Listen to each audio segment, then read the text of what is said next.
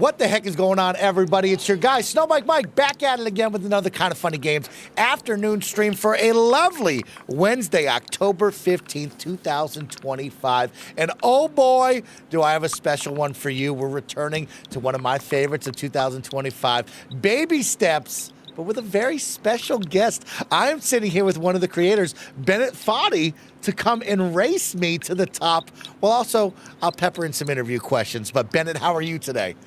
Fantastic. This is one of the ways that we preferred to play Baby Steps when we were developing it, doing the level design. We're often doing races, so I'm psyched. Okay, good. Now, before we hit go and we start running up the mountain here, how good are you, Bennett? Okay, because I've been watching some speed runs and they're breaking your game. Are you that level, or are we still just stepping ahead? No, I'm pretty good. I'm not speedrunner good. Those guys are absolutely incredible. I think that we saw somebody finish a game in 14 minutes or something like that. Shout out to that guy. That was incredible. Never really figured it for that, but I can finish a game in about an hour and a half or something like that. That's about your time right now. You're tracking about an hour. I think I might be pretty close to you. I think I told everyone when I beat the Man Breaker. That's a little nod to let you know, Bennett, that I'm for real now. You know, I beat the Man Breaker once. That I feel like I could get sub 3 hours confident. Could I break 2 hours? It would be interesting. It's been a lot of fun. So I'm excited to just check in with you and just have some fun. But before we do that, Bennett, you seem to be here in the pond with me. It seems like we're ready to rock and roll. Are you feeling good? I'm feeling incredible. I'm playing with mouse and keyboard, which is not my normal thing, but I had to plug my microphone into the gamepad port. So we're doing mouse and keyboard. It's going to give you a little advantage. Yes, that's all right. Yeah. Okay. Well, of course, to all the Kind of Funny best friends watching live here on Twitch and on YouTube, of course, we have a very special guest. If you have any fun questions about Bennett, his games, the process, any cool stuff in the future, anything at all, please put them in the chat. I will ask them as we go. But before we do that, we better get to stepping. So, of course, on 3, we'll go. Okay, ready, Bennett? All right. 1, yeah. No skips, right? No glitches. Glitchless. No glitches. You can skip the cutscenes, but you know what will happen at the end if you skip all these cutscenes. You will pay the price. Right. We'll talk about that in a little bit. But on 3, 1, 2, 3, go, Bennett. Good luck. All right, here we go. All right, so here we go. Our first steps into Baby Steps. And, of course, Bennett, what are we hit with? A fun cutscene introducing our characters. I got to know, what was it like creating, of course, Nathan and all of these fun characters on the side? Well, we used to have a lot more characters in mind. It was more of a kind of a Dark Souls vibe with just like dozens of people who had kind of collapsed from the game being too hard. But I realized at some point we weren't going to be using actors. We wanted to do the VO in-house. So there was a limit to how many voices I could do. I didn't even really try that hard to do very many different voices. Gabe's, of course, doing Nate's voice, but most of the NPCs are me, and not a good actor, you might have noticed. I bring some passion, but not a lot of craft or skill or training or anything like that. So...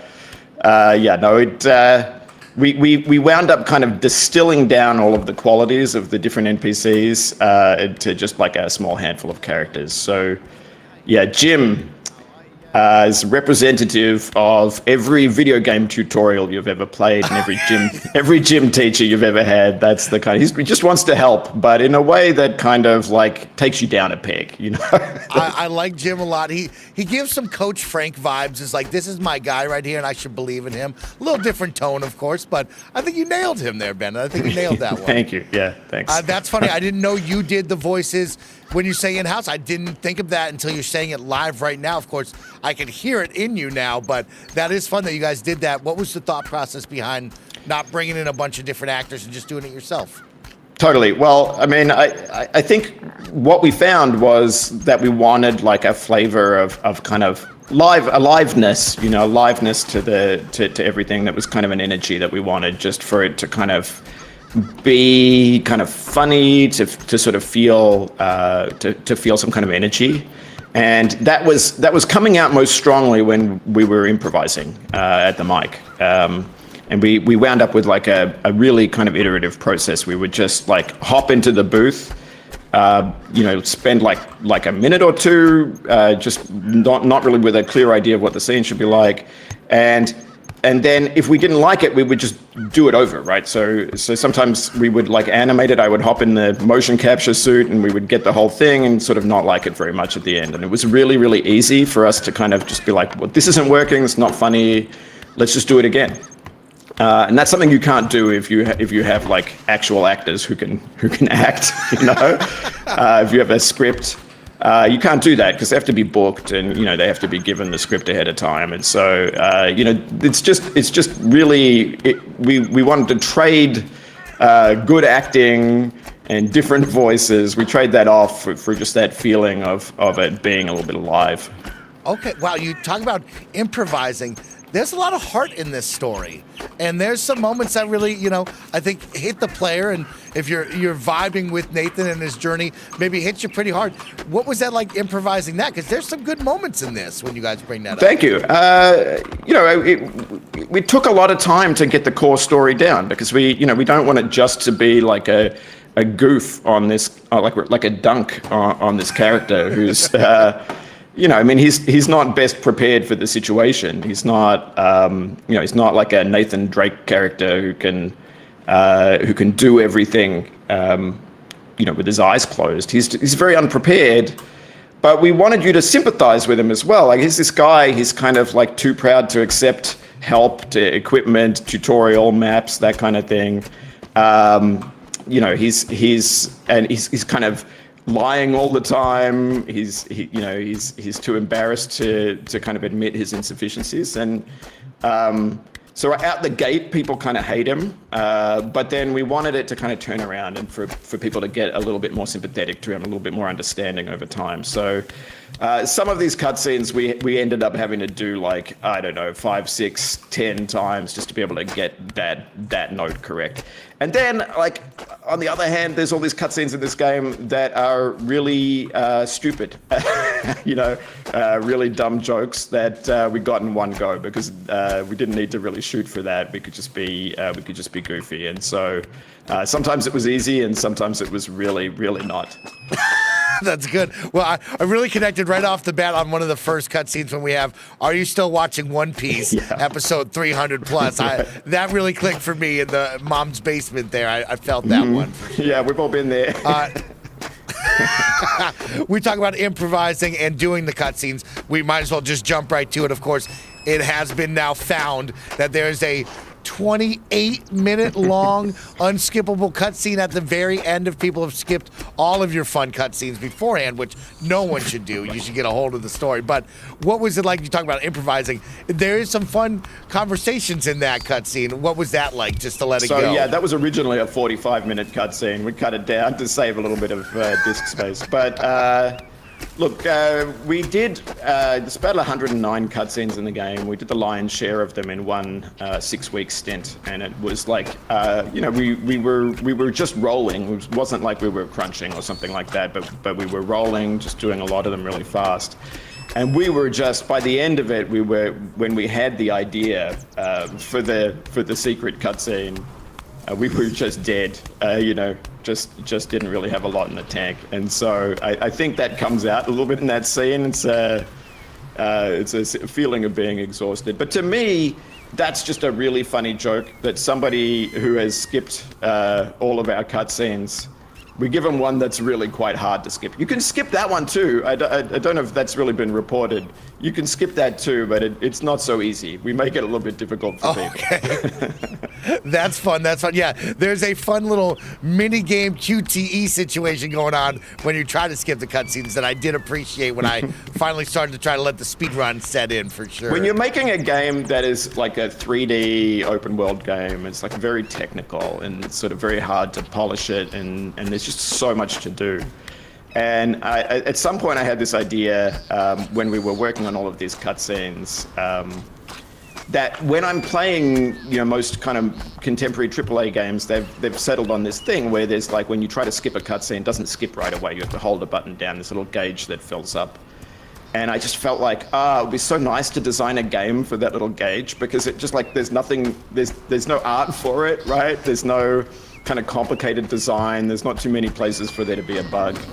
And that was my dream, you know, at this point of working on such a complicated game. I was just like, if I could just work on something that simple, that would be incredible.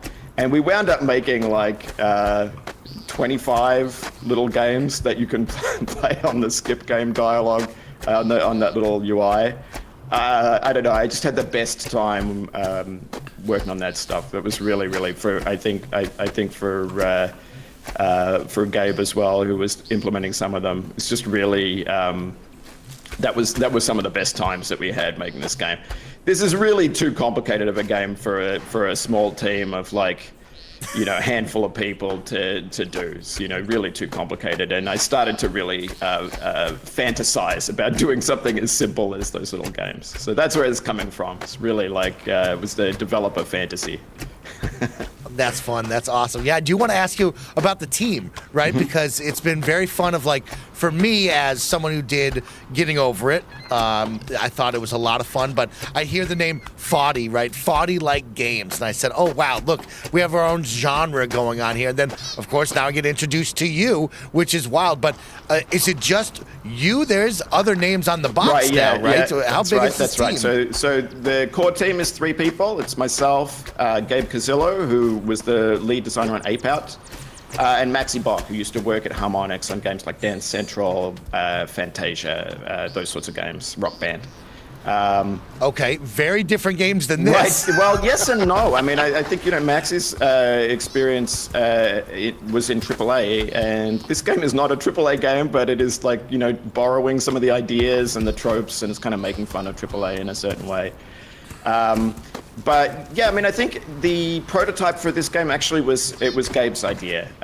You know, he had a dream for making a game that was sort of like something like my old Flash game QWOP, in the sense that you'd be controlling the feet, you know, independently, but more responsive, more arcadey, like his game Ape Out. And I think he did an incredible job with this walking model, which is that's really Gabe's baby. It's really anybody who has ever tried to implement either a physics game or a game with kind of procedural animation or anything like that we've showed this to is just like, how did you do this? You know, this is actually, it looks simple, you know, it looks like a simple thing, but there is just an incredible job of programming and math and you know, kind of design behind just the walking model of this. That's amazing. Yeah, I think the player, right, you see it and you go, oh, I understand the basics. I'm going forward one step in front of the other. But there are really fun challenges and moments in this game where I explained it on my kind of funny review of like my mind exploded thinking of how I'm moving my feet, how I'm positioning my body, how the character can be oriented to do different things than just, oh, one foot in front of the other, as you think. Right, exactly, yeah. It's it's deep. We were hoping it would be deep when we set out to start, and when we looked at Gabe's prototype and decided to try to make this as a real game. We were kind of hoping that there'd be like all kinds of deep level design stuff and gameplay that would fall out of the system, but we didn't know. But as we built out the game world, which is like pretty big, and pretty kind of jam-packed full of ideas, we kept finding more and more stuff. I mean, it was amazing to me right up to the end of development of the level design. We're still finding new ideas for kind of gameplay that you're going to have. And you know, it's relatively like it's restrained compared to a lot of big commercial games in terms of like, if you're making Assassin's Creed or Grand Theft Auto or something like that, you can pile all of these extra mechanics in. You can use all the buttons on the controller, and we weren't really doing that. We were trying to just keep everything more or less down to these 2 buttons for the feet, lifting the feet, and then the stick for moving them around when they're lifted. And so, like, to get a lot of depth out of a kind of very focused, simple input system, it's hard. It takes a lot of iteration, takes a lot of thought, and I'm really proud of how it turned out. Like, we really, I think, have been able to get just so much variety out of this system. That's awesome. Yes, shout out to Gabe and the whole team. That's amazing. 3 of you working on this. So yeah, much I should fun. say, audio team, Maxie has some friends, Ash Kilborn and Jack Schlesinger. We're also working on the audio for this. So, it's not quite just 3 people, but it's a very small team relative to most open world 3D games. Can we talk about the audio really quick? I mean, the audio, the sounds of the footsteps, the different terrain underneath you, fantastic and amazing. And then the music, question mark? What is going on there, Bennett Foddy? I need to know. What was the mindset there? No licensed music, no. It's a beat. It's insanity meets I feel it. What's going on here? Right. So, I mean, I think we gave Maxi a pretty difficult audio design problem, which is that this is a game where you're walking around outside. Sometimes it's kind of thoughtful, and sometimes you're really stressed out because it's difficult in places. And sometimes it's goofy, right? There might be a cutscene that's like a joke, or you're falling over, and that's kind of inherently funny. And so you can't just be firing up like the big orchestral, the Call of Duty soundtrack, or you can't really just be going with kind of funny tunes because that's not always the vibe. And so to find something that could work with however the player is playing. And what Maxi came up with is the idea of the soundtrack just kind of coming out of the soundscape for the natural environment that you're in, and kind of syncing up. It's like always kind of taking note of how fast you're walking, what the kind of steps per minute rate is of as you walk around. And the music's kind of syncing up to that, and that takes the form of like birds, this kind of rock sounds, water splashes, this little clock that I'm trying to get without falling in the river, ticks to the beat of the music, and so it's always kind of just responding to how you're playing it, and the idea is that gives room for the game to be funny, but also kind of sometimes a little thoughtful, pensive, sad, all of those nice different kind of the range of different emotions that are in the game, and it kind of supports I love that background. Yeah. That's awesome. That's great to hear.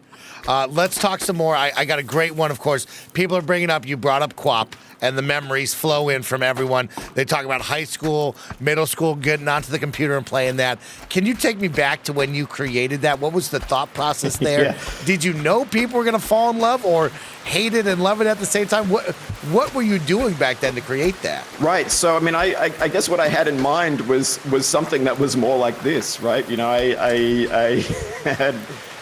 was dabbling with making physics games. I didn't really know how to do any coding or anything like that. It's just 2D. But I'd grown up loving an old arcade and Nintendo game called Track and Field, where you're basically just doing Olympics events.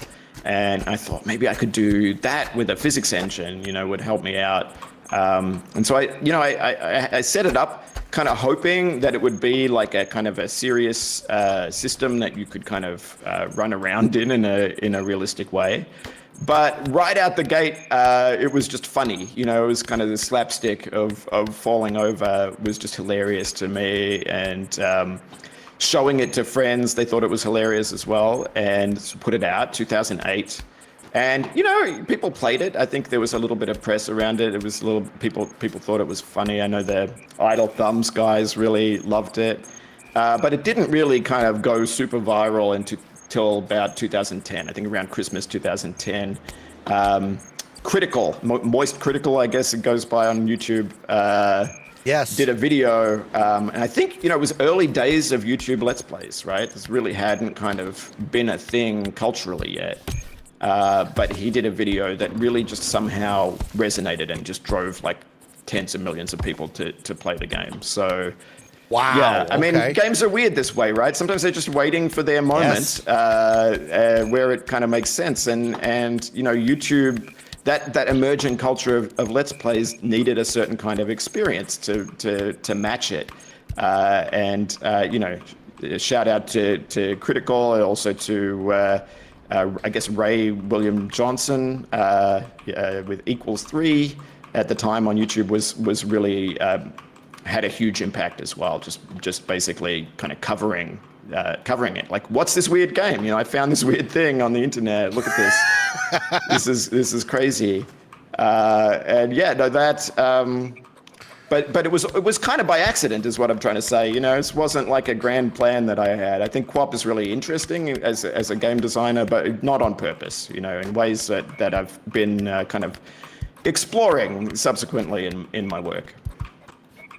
So what comes after QWOP? Is this now, hey, I really love this, I want to explore more of this, I'm getting over it, or did you have some other games in between? Well, we were still in the Flash era, and I made a game called GIRP, G-I-R-P. That's like a rock climbing game with a guy who climbs just using his hands. I think that's probably significant in here as well.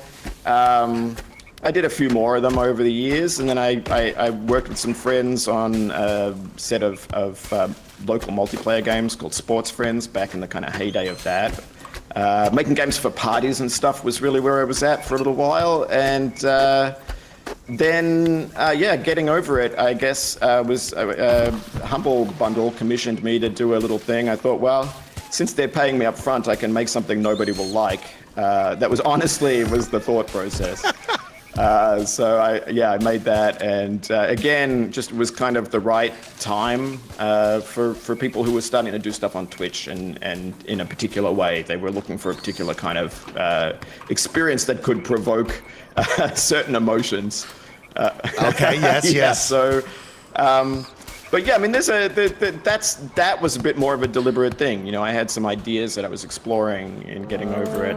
I had a position on wanting to be kind of seen as a human creator by the players, and to have them kind of understand what I'm trying to do, but also just to work with these kind of feelings of frustration and kind of like getting deep into that, because I think that it's something that games are really good at doing, is kind of making you mad, and I think that's interesting. So kind of wanted to explore that, and so that 2017 is when that came out.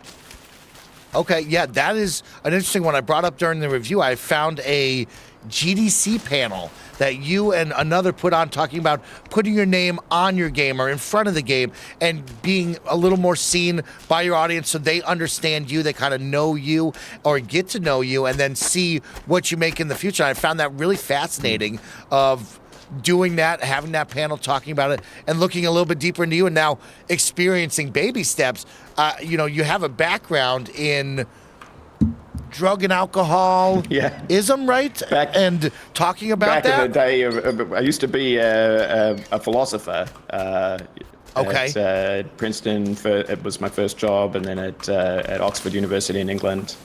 One of my projects was to study kind of philosophical issues around drug and alcohol addiction. That's right. Wow. I don't know that really feeds in that much to this. I came into making video games. What is the white soup? What is the white soup? What is going on then? Right. Yeah, the white soup. It gets revealed later in the game, so this is a spoiler for anybody who hasn't played yet. So cover your ears. But it's milk. Okay. Yeah, nothing bad. Don't make it weird. It's just milk.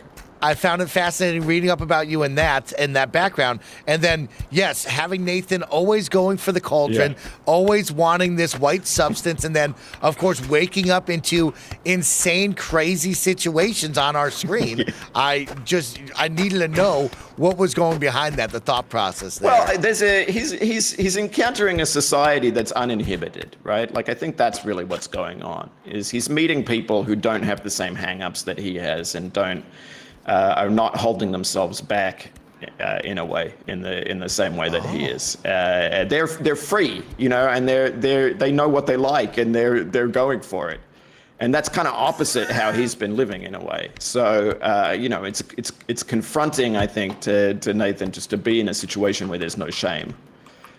Oh, okay, that's cool. I didn't know that. I like that now. Yeah, And then what's up with the donkey dicks though? Let's get real with it. Excuse my friends, but we have to talk about it. Totally. You hit me with the nudity sign at the beginning. I didn't understand, and then bang, it's right on my screen. What happened with that? Yeah, I mean, there's a lot going on there. I think one of the things that's going on for Nathan is that he's expected, his parents expect him and society expects him to live up to a certain model of masculinity, right? He's meant to be capable and a provider or a protector of other people, or that kind of positive masculine role model, and he's not living up to that at all, right? He's struggling to get launched in his life, and like I said, he's kind of inhibited. He's sort of like not really. He's full of shame. He's not really able to kind of express himself, and so we needed characters who were emblematic of that sort of liberty and that level of comfort. And what better really than to have people who don't feel like they should wear pants? Was really it's part of like embodying that sense of freedom and of just being so much more at liberty and so much freer of shame. And clothes are about shame in a way, right? Like I think that's what's going on there. That's why all these guys are Donald Ducking. They just don't think it's comfortable to wear clothes, so they don't. Donald Ducking is great. That's fun. We have a kind of funny best friend in the audience, Graham of Legend, who says, "Yo, Bennett, as both a dev and as a gamer, I hate you. You are a legend and a scholar, and I hate you so much, but I also adore this game so much." So shout out to inspiring others in the game development world as well. I appreciate that. Yeah, no, I do. I get the occasional email from folks who have taken a tumble in one of my games, say things like, "I hope you step on a Lego." I get it. I get frustrated when I'm playing these games too. Let's go back to putting your name on the box, which I think is really cool and fascinating. We're talking about getting to know you as a human being, being the one developing these games. What was the thought process behind that at the beginning of it all? Well, I mean, obviously, I'm not the first to do it. I mean, everybody knows Sid Meier's Civilization. Oh, great pull. Yeah. Yes. But I grew up playing those games, and I guess what I noticed amongst kind of my indie developer peers is it was a bit of a tendency, because a lot of the games were coming out of like forum culture, which has a long-standing kind of emphasis on using a handle and maintaining your anonymity and all of that stuff. And I respect that. I mean, I understand the reasons for that, and I respect it, but it meant that a lot of the time I felt like people ended up representing their games to look like a game that was made by hundreds or thousands of people. Part of that is that we're trying to compete in a market with FIFA and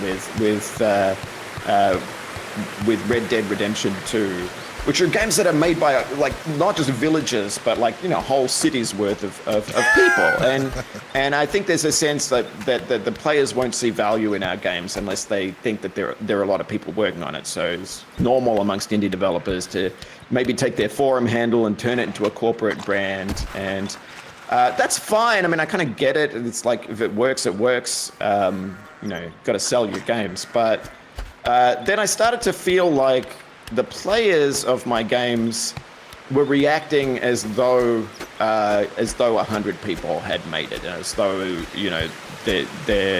it was not like what it actually was, which was like a kind of a really personal kind of love letter to the players. I want people to know that it's like a person who made something for them and who was thinking about them and who was thinking about his relationship to them and all of that sort of stuff. To me, that's what I love in playing other indie games. That's really what makes it interesting to me. I mean, I play the big AAA games too. I love them. Looking forward to playing that Ghosts of Yote later this week. Oh, there you go. Yes. I love those games. But when I'm playing an indie game, I get something a little bit different from it, which is like just the feeling of being in dialogue with an actual human person, right? And I think the players need to maybe be a little bit reminded, or at least that we have to let them know. Oh my God, we have to let them know that that's what's going on. That we're there. That we're trying. You know, like if the game looks a little bit busted, if it's got a little jank to it, that's because it was kind of lovingly handmade by a small group of people. And not by a giant team with infinite resources, and so that's what it's about for me. It's just about. I think it makes for a better experience for the player to kind of know that stuff and to get a sense of. I mean, the other awesome thing that can happen is if you follow a developer for a while. And you play all their games, you start to identify like there's themes that come out that get sort of developed and expanded over that time. You know, I'm a big fan of Davey Wreden, for example. Between Stanley Parable and Beginner's Guide and now Wanderstop, there's an arc there. It's something that I can kind of connect to. That is huge for me. That is just kind of everything about both making the games and playing them. What are some of the things that players would see from you after all of these games now that you've put out, are some touchstones of like, hey, I'm seeing Bennett grow in this X, Y, and Z thing, whether it be storytelling, gameplay? What are some of the things that you want to show people? I hope people kind of get a sense of my sense of humor coming through. You know, this game in particular is really, one way to see it is it's just a giant stack of jokes. And some of the jokes are just actual jokes there in the cutscenes. Some of them are like more abstract. They're like level design jokes. There's one just up ahead of where I'm coming to here. There was one of the first jokes that made it into the game, actually. I think that kind of orientation to stuff, it appeared over time as we're working on it. You start to see your own personality emerge in the thing that you're working on, and of course the personalities of your teammates. But this you can see right here on my screen. There's a path, right?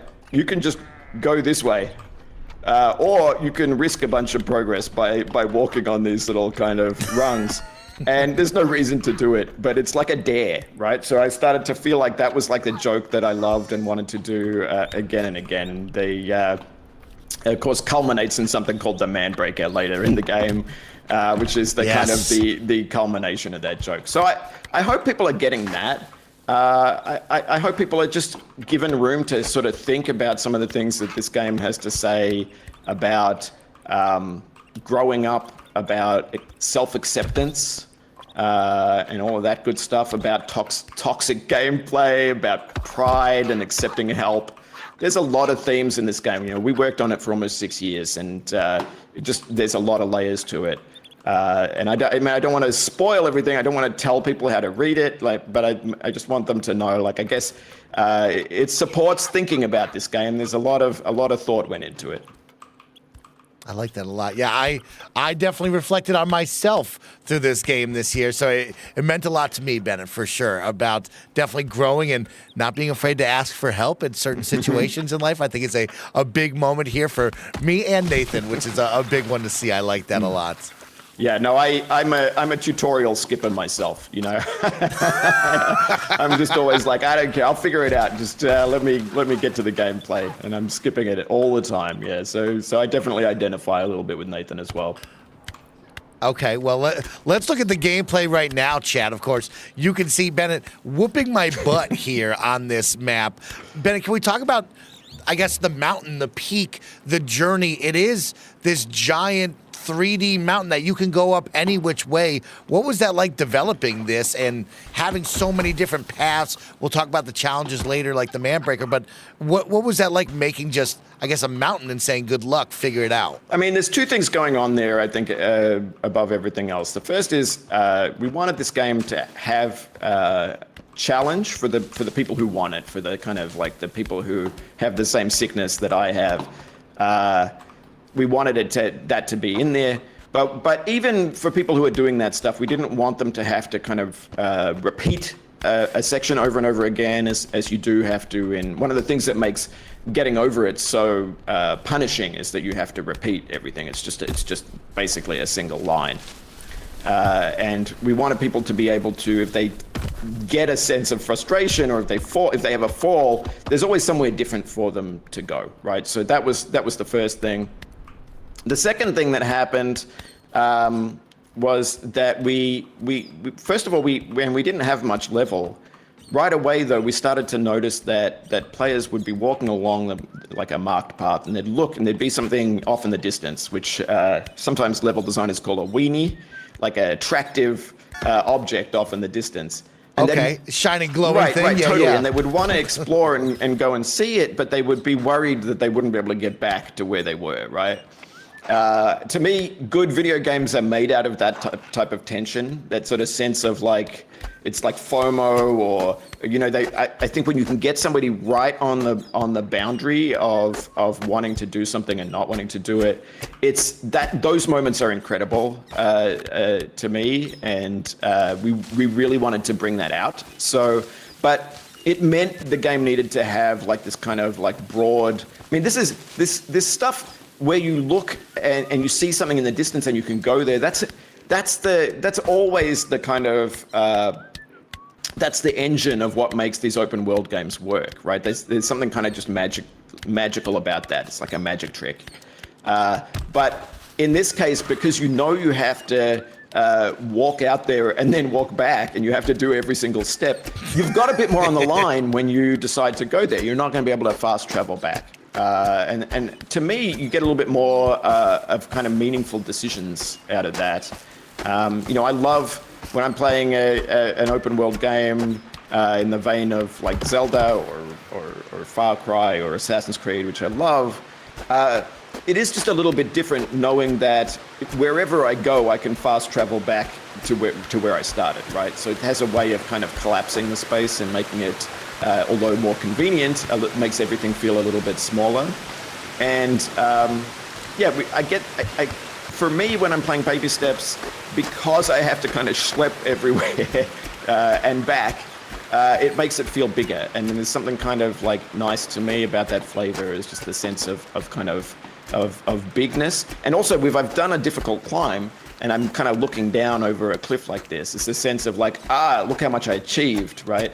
Now, I've played this game probably 100,000 times, so to me, like, it's nothing to kind of bomb up this mountain like this and not fall over very many times. But the first couple times you do it, it's really more effortful, right? You're really working to get up the slopes, and it feels, I think, like you've got a sense of achievement.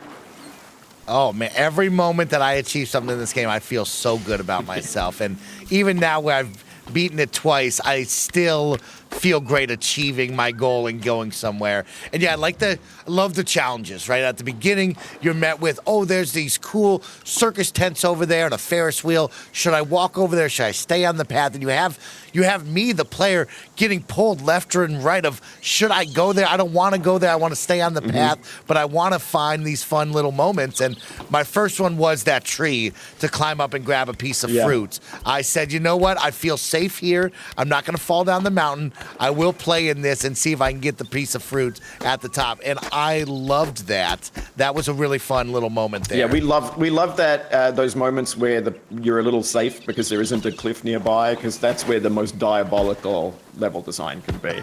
Because we're not sending you back far. Some of the hardest level design in the whole game is stuff that's like literally just over in like 10 seconds when you do it right, but maybe you're going to be trying to do it for 10 hours. You know, that to me was where we could really go ham with the difficulty level. That's awesome. Well, I want to talk about those challenges because right now everyone can see you are holding a little mini alarm clock there, and there are cute hats everywhere. Oh, wow, a little first-person view on it, too. The fruits, of course, I brought up. How many, don't spoil it, but how many of them are there in this game? What was the thought process of putting on a hat that, unfortunately, if I fall, I lose as well? And you know I get uptight about that, Bennett, as right, well. Yeah, no, I don't know the exact numbers. There's more than 10 hats. There's more than probably 20 fruits. There's a lot of stuff. We don't like to give the player a checklist because then you start to play in a different way, right? Like you start to play in like a kind of a way where it's like, I have to visit everything. We have a character in the game called Mike who's playing the completionist version, right? Like he's got a map with everything marked, and he's going to every every challenge and completing every checkpoint. And when you see Mike, I mean, maybe he's not a villain. He's a nice guy, right? Like he's a good guy. But you're meant to think he's a bit of a dork as well for playing that way. So it's just like, I love Mike. He's my favorite. I love Mike so much. But Mike has to do everything. You know, that's our little way of saying, hey, like, you know, it's okay. Do what interests you. Go to the stuff that looks interesting and do that, and there'll be something. You know, everybody can have their own unique experience playing this game. That's the idea. And the frustration of, hey, here's the lamp inside the sandcastle, and I fall over, and the lamp gets whipped 40 feet to the left, and I'm like, I got to go chase that lamp because I need it. I'm in the dark. That one got me pretty good too. Yeah, I mean, a lot of the stuff is like we were thinking about what sort of stuff can we do that will change what it's like to walk, right? Because we got this one rich but ultimately like simple system, which is just walking, stepping, and climbing, and we're interested in stuff that changes that. The hats were the first one, right? Like basically, when you drop the hat, like when you have the hat, it becomes like an escort mission. Where you suddenly you go from just trying to kind of you can kind of like fall here and there, you can kind of have some tumbles, maybe you get a lucky break with some of the falls, some of the loss of progress and that kind of thing.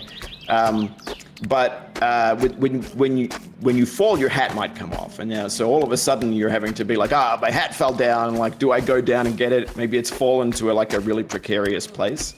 It can take moments that are pretty safe and pretty normal, like just a path or a staircase or something like that, and turn it into something that's really high tension because your hat's fallen like onto a ledge, and now you have to go down and get it.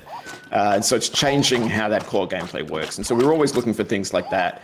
This clock, the alarm clock, gives you 120 minutes to get it to the end of the game in order to get that trophy. Cool. That's like being like, hey, let's try this as a kind of a speed run. But you also, I mean, you have to look after your clock because you'll drop that as well. And if you don't have it with you, you don't get the trophy. So similar kind of idea. We're just trying to change how the walking works.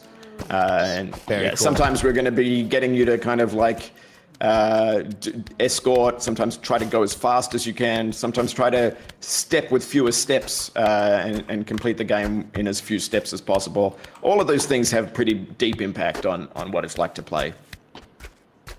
I am catching up to Bennett now. He is still a good way away from me, but I'm catching up, Chad. And we're going to catch up more with Bennett because I have a lot more questions to ask him right after a quick word from our... There's just 1 month left until the launch of Solo Leveling Arise Overdrive, the action RPG based on the popular Solo Leveling franchise. I adore Solo Leveling. I've seen every episode, and this game cannot come at a more perfect time as I patiently wait for the next season. And being able to experience this world solo or with up to 3 of my friends for some co-op raids is right up my alley. Andy, if you're listening, we'll be playing this soon. In the game, players will work their way up as Sung Jinu, an E-rank nobody that no one wants in a raiding party, clawing their way up to becoming the powerful Monarch of Shadows. If you're at TwitchCon this weekend, you can play an exclusive demo at the PC gaming stations located at the Solo Leveling Arise Overdrive booth. Attendees will also be able to experience additional activities at the booth, including a themed photo booth. For fans viewing events from home, head to the official Solo Leveling Arise Overdrive Twitch channel, which will be live streaming from the booth. Pre-orders for Solo Leveling Arise Overdrive are live now, so add it to your Steam or Xbox PC wishlist to prepare for Jinu's next chapter. This episode is brought to you by Shady Rays. Get ready for the season ahead with quality shades built to last. Our friends at Shady Rays have you covered with premium, polarized shades that won't break the bank. Shady Rays is an independent sunglasses company offering a world-class product rated 5 stars by over 300,000 people. Their shades have durable frames and crystal clear optics, making them the perfect choice for all outdoor adventures. They have hundreds of options to choose from, so you're bound to find the perfect pair to match your style. Plus, if your shades ever go missing or take an unexpected hit, don't sweat it. They have the most insane protection in all of eyewear. Every pair is backed by lost or broken replacements. If you don't love your shades, exchange them for a new pair or return them worry-free within 30 days. There's no risk when you shop. Y'all know that Tim Geddes has been outdoors a lot playing Pokemon Go, and he's been rocking his Shady Rays the entire time. Awesome to see him out and about looking dope. Exclusively for our listeners, Shady Rays is giving out their best deal. Head to shadyrays.com and use code FUNNY for 35% off polarized sunglasses. Try for yourself the shades rated 5 stars by over 300,000 people. That's 300,001 if you include Tim. Welcome back, everyone. Thank you so much for sticking around and having some fun with me and Bennett. Of course, Bennett Foddy kicking my butt right now in this race, but we're having a good time asking some questions. And, of course, if you're watching live on YouTube and or Twitch, get those questions in. I also want to give a big thank you to, of course, our PR team. We're seeing some, awesome best friends giving out some Baby Steps codes in the chat. So if you are excited or tempted to jump into Baby Steps, a great opportunity here to get yourself a nice little code brought to you by the PR team behind Bennett Foddy and Baby Steps. So thank you for that, y'all.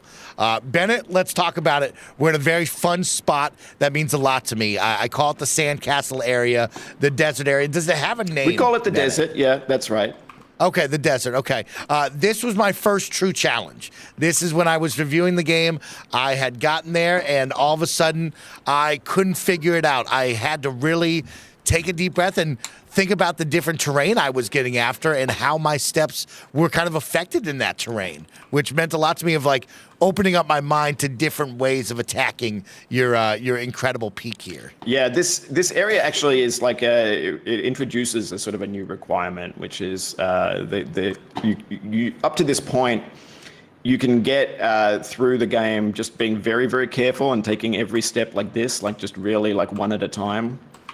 Yes. But sand has a way of giving way underneath your feet. So we use that to make a bunch of challenges that are about scrambling or kind of trying to go fast and precise sometimes is also kind of interesting. And so this is a real turning point for some folks. We had Edmund McMillan playtesting from Binding of Isaac fame, Super Meat Boy, and he got stuck here for a while, just basically doing the same thing again and again until finally, it just a light bulb went on, and he was able to suddenly able to do the scrambling, and then from that point forward, pretty easy to through the rest of the game. The scrambling, yes. I was calling it my quick feet, my quick steps. I had to keep my feet moving at this, and it also helped me later on in different terrain. But the idea of, hey, you need to switch this up, try a different approach was big for me. And it's fun. We'll talk about the end of the game, but I love the end of the game. You have a map. You show us all the steps that we take, the tracks that we had. And there was a moment where I got stuck looking at the big sandcastle and how I was going to approach it. And there is a probably 3-hour session where I did the same loop over and over again. And as I showed my final steps and my journey with everyone, I said, oh, I remember this is the night where I sat here in bed on my Steam Deck and I had to do this over and over again. And we just laughed, and it was a really special moment to look through on that one and kind of reminisce on, oh, I know exactly where I was at this particular moment doing this. We get a lot of players who, for the most part, they're happy to sort of try something once and then it doesn't work out, and they're like, okay, I don't need to do that. I'm moving on. I'm going to go a different way and try a different thing. And that's what they do most of the time. But then at some point they'll find a challenge that is just no, I'm doing this one. I know I can do it. I don't care if it takes me 10 hours of just trying and failing the same little thing. I don't know why. It's at some point people get that bug and they just have to do it. And I have to say that the feeling when you're trying to do something like that and you finally pull it off is just incredible. Oh, man. It was that bridge with the cactus, and then you step over, and then you get to another bridge with a cactus on your foot, and I just could not do it. And for the life of me, I still, to this day, have not completed that. Maybe I'll go back one day. But I did finally go, you know what, Mike? Just walk around. Go anywhere else that you can to find a different spot. And I thankfully did find a much easier spot to go, which was very nice. And it's funny you say that. That's exactly where Edmund McMillan got stuck as well. So. Okay, yeah. That was a special one to me. I'll never forget that moment for sure. And conquering the sand steps was a big deal as well. I mean, just getting up and over these sand steps was awesome to do, and that felt really good. Yeah. No, I love this area. I think that once what we think of as being like we call them like kinetic challenges because the player's moving while he's taking steps. Once that's unlocked, I think the game gets even kind of richer and more exciting, at least from my point of view. And many of my favorite challenges are either on sand or snow, where that kind of flavor is in there. Yes, I like that. We'll talk about the snow in a little bit because, yeah, that's when you just kind of, you make your own trail. Yeah. And I really got lost in the snow because there was nothing to kind of truly follow there. But I want to ask about, the challenges. You kind of hinted at the man breaker before, but what was it like? It's like, did you say we got to have one big challenge? We got to have the man breaker, or how does the man breaker come to be? That's a really that's an interesting question. I mean, I could tell it different ways. I think that there are basically two visual references for the man breaker. The one is the stair is inspired by and kind of looks like this staircase that I'd seen in a national park, like a photograph of a national park in China. That's just like this insane green staircase that takes you up a very, very high cliff. And we had this problem because we had laid out the mountain before doing any of the level design. We had like a fractally generated mountain with a particular kind of shape. And I'd gotten to designing the part where there was this giant cliff and needed a way to get the player up there. And I thought it'd be funny if we had this giant staircase, right? So that was the first idea. But that's like climbing that staircase felt like a punishment because there's so many stairs and you're just going around and around. It's like kind of boring, right? So I wanted it to have some kind of the cactus got me. I forgot about that. I wanted there to be like an alternative to the stairs, so it would be like a punishment for not going a different way. And I'm a huge fan of Lord of the Rings. I always think about that part where they climb the very, very tall staircase toward the end of the third movie. I was pitching. I remember pitching to Gabe that I was like, I can make that in this system. And he was like, okay, fair enough. So give it a shot. And that's basically how we got the man breaker. And I was in thinking about that stuff that we finally figured out what Jim's personality should be as well. He's a toxic helper. He wants you toxic helper. Yeah, he wants you to go on the staircase, but he wants you to feel ashamed of it, right? Like he wants to be like beating you in some kind of way. And so everything kind of, all of the different themes in a way come together in that moment. And I think it works pretty well. It does have a great payoff if you do both as well. To see both of the cutscenes and the payoffs either way you go it was really cool to see. I liked that a lot. So this cactus, it was originally, I had the idea of doing this is another one of mine. It was meant to be a sarcastic cactus. The idea is it has a big butt, kind of like Nate, and it was going to move in a way that was like mocking you, which is how we had it for a while. Now he's just a mean cactus. It's one of the few jump scares that we have in the game. He tries to push you off the cliff. some other fun stuff for me. Of course, I did bring up playing on the Steam Deck, and I think everyone is always impressed when we talk about developers and what it takes to develop a game, let alone release it everywhere. But putting it on the Steam Deck, what was it like getting it now on a playable handheld PC that are all the rage right now? Yeah, I mean, the Steam Deck, in a way, in a certain way, is absolutely incredible piece of technology. I mean, it runs way faster, especially CPU, than I expected it to, as a developer. I mean, I worked on handhelds before for Ape Out, and you expect them to be, because they're battery powered, you don't expect them to be very strong. But Steam Deck is fast, but it's still handheld. It's not going to be as fast as a PlayStation 5. So it was a challenge. I mean, again. Small teams should not be making open world games. There's just means that everything constantly has to be loading and unloading all the time. Everything has to be drawn from a million miles away. It's a giant technical challenge. And shout out to Gabe and to Maxi who had to do the kind of the brunt. I mean, my job on this is, apart from level design and being in the cutscenes and the motion acting, I'm like on art for the most part. So it's my job to make problems for Gabe to optimize. But he really did an incredible job with the help of his brother Elliot to get this running.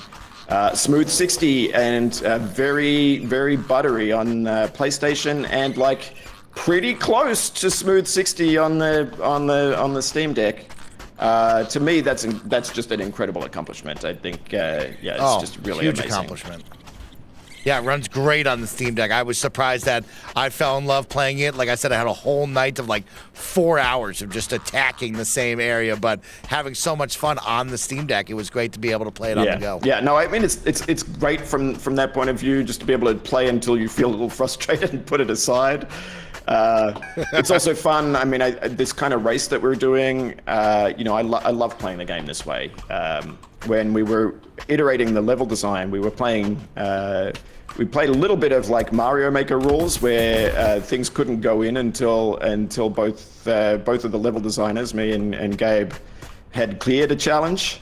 But then, we had to be able to test things in a way that wasn't driving us crazy out of boredom once we had them kind of in and polished. And so we used to just do races just of this type, just to be able to give it a little bit of extra entertainment. And I love playing like this. I think that the two best ways to play this game are either in a race with two computers, or handing off the controller to your friends. Yes. When you're feeling frustrated, or maybe every time you fall over is the right way to do it. I want everyone to know really quick, if you're looking at Bennett's screen, he is at the cactus part that I was talking about, where I got stuck at for hours and just absolutely conquered it. But that is that fun part. You came off the bridge and have to navigate that first really long footstep and then a quick scramble to get back onto your feet, or else you're going to fall in the milk river underneath, and you're going to go for a while there. That's right. Yeah, no, I think we nerfed this several times. This little bit of level design is actually one of Gabe's. If you find anything in the game that seems really sadistic, that seems really way too hard, it's usually Gabe. I think he knew, I think, that I would be blamed for that stuff. And I think that gave him the feeling that he could just do whatever in terms of diabolical difficulty. And I would try to get him to nerf them. I'd be like, no, what about the sad players? They've worked so hard. You've got to be nice to them. And you could not get him to nerf things. So I just want to say it's not usually my fault if it's too hard. Manbreaker aside, that was all me. That's awesome. Yeah, I'd love the shift blame. Just push that over to Gabe right away. He's not here to talk defend to Gabe. himself, so...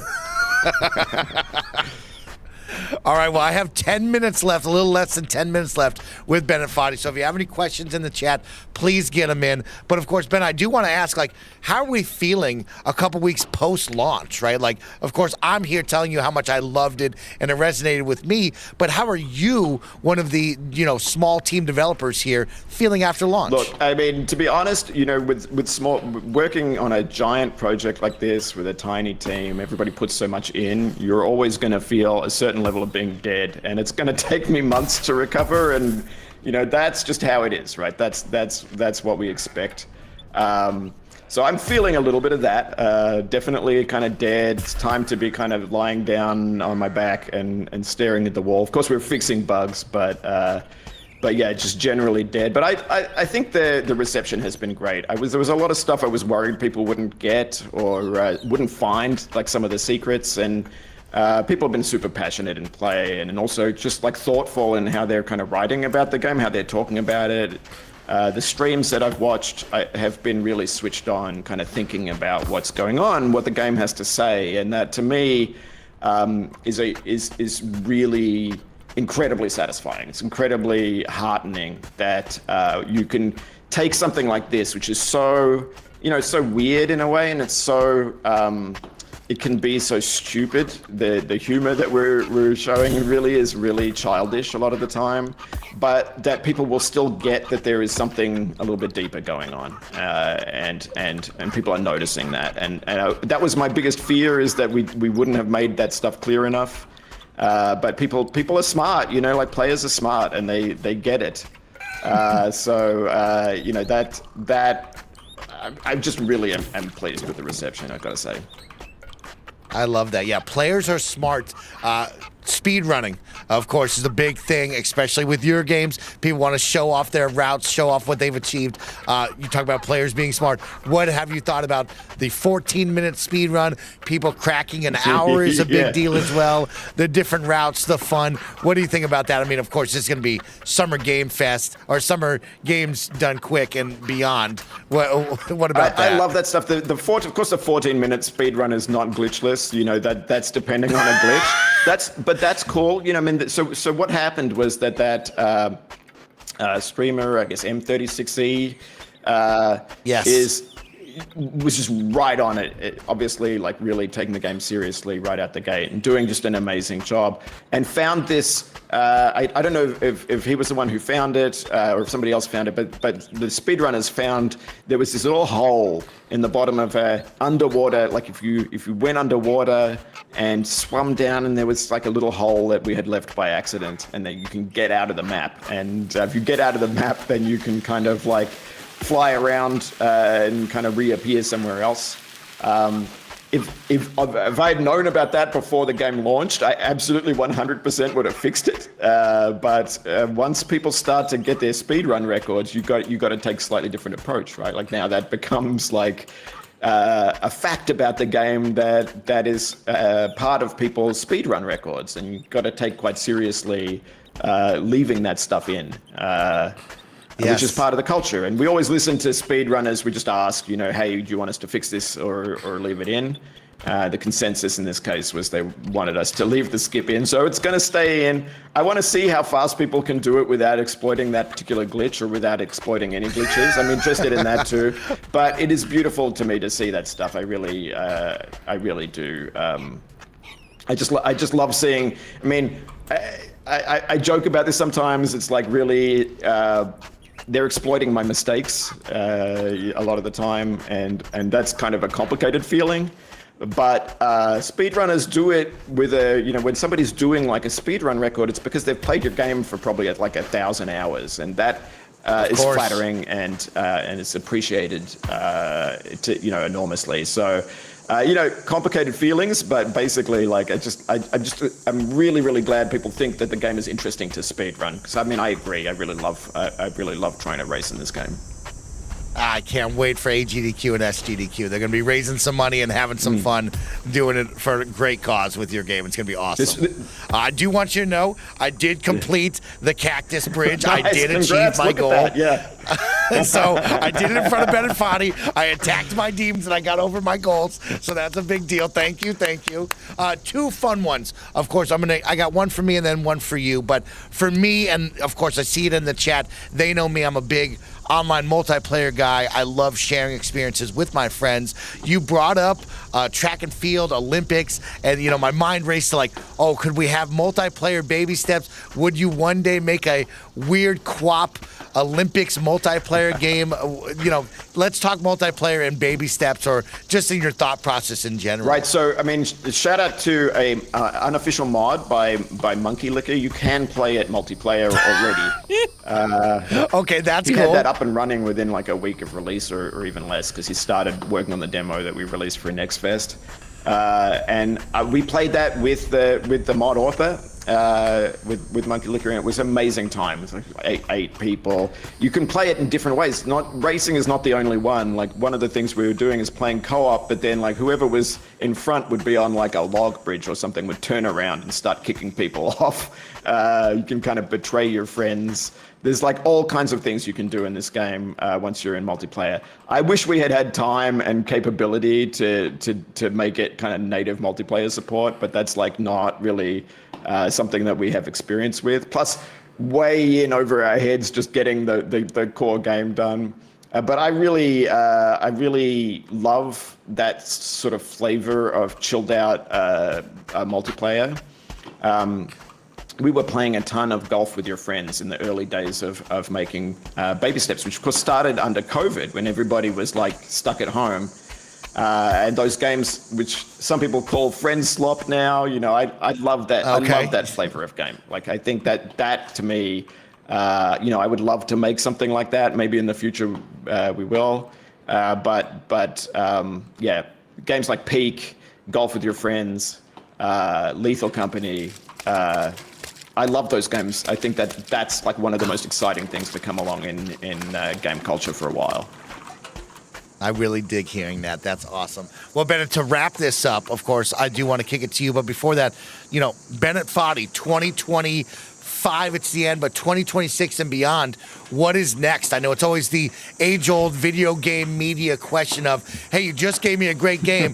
What's next? But, yeah, what do you see yourself? Is there a dream that you want to get after game development-wise? Is it just continue to iterate on baby steps? What are we going to do? I guess over the last 6 years, I think we've really kind of poured so many ideas into this game. And, you know, speaking for myself anyway, is like everything that I thought for the last 6 years has basically just gone into this one. And I feel a little bit like a empty box in a certain way, like a sponge that's been wrung out. So what's next is having some experiences and getting more ideas, and then there'll be something fresh that I can bring. But yeah, this is like, it's you shouldn't work on a video game for 6 years, but if you do, you know, you kind of hope that it's at least kind of representative of everything you had going on. That's what I feel when I look at this now. It's like really, this everything went into this. Just ideas wise, just kind of like vibes wise and all of that stuff. So I'm kind of starting from scratch. We'll see. I wouldn't want to predict what that's going to turn into. Okay. Well, I hope you get some good rest. You get some inspiration. You fill that box up again, because now you have a mega fan, a lifelong fan in me, who will be looking for the name on the box, the Bennett Foddy seal of approval, so I can go out and smile. I appreciate that. Before we get out of here, Bennett, anything that you want to pass along to our audience or anybody watching and listening at the end of all this that maybe we haven't gone over? Just something you want to say about the game, yourself, anything at all? Look, I mean, the only thing I want to say is, like, there's a lot of amazing indie games coming out right now. I hope everybody has enough money in the Steam wallet to be able to cover it all. And I'm really grateful to everybody who felt like Baby Steps was worth kind of slicing off time. From Silk Song, you know, we've got Ball Pit came out today by Kenny Sun, is incredible. We've got another game on Devolver, Skate Story, Sam Ings. A lot of people in Brooklyn. Consume Me by Jenny Jassia and AP Thompson. Is all of these games, people have been working on them for so long, right? Many of them were started under COVID and are all getting finished now. And it's too many games, right? Like, there's too many to play, but they're so incredible. I just hope everybody will kind of like go through your backlog, you know, make sure you don't miss any of these things. You're the best, man. Thank you so much for your time. Thank you for racing me to the top. We will. Everybody clap it up for Bennett Foddy. He whooped my butt. I kept it close. I think he let me get close, but you know what? You did put the smack down on me, so I will get better, and I'll find you eventually. We'll do it again. Thanks, all right? Mike. Thank you to Bennett Foddy. Thank you to everybody setting this up behind the scenes, and to you, the Kind of Funny audience, for enjoying, watching, listening, and getting involved in the conversation. I hope you had a great afternoon stream. We'll catch you back here tomorrow for Kind of Funny Games Daily and beyond. Goodbye.